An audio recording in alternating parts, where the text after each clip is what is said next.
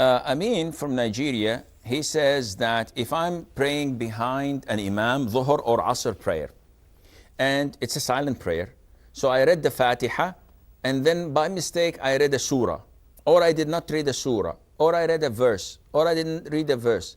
So should I prostrate the two prostration of forgetfulness before the salam or after the salam? There are two issues, maybe more, I don't know. I'll just focus on two issues. If something come up, I'm going to tell you about it, inshallah.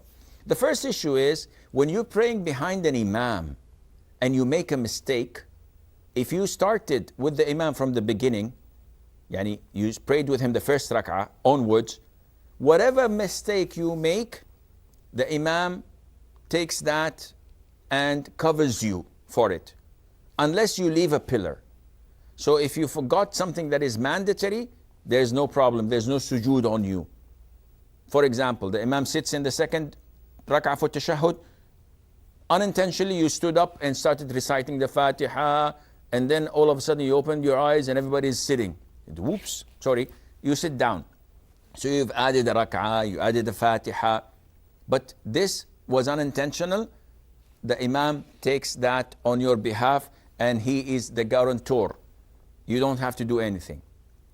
The second issue is the ruling on reciting after the Fatiha. It is highly recommended that you do not stand idle.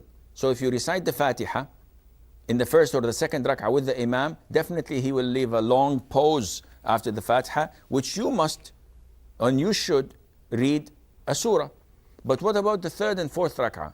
If I recited the Fatiha and the imam did not go for ruku', he did not bow yet, I should not stand idle. I should recite surahs, verses of the Quran without any problem at all. So I hope this answers your question, Brother Amin.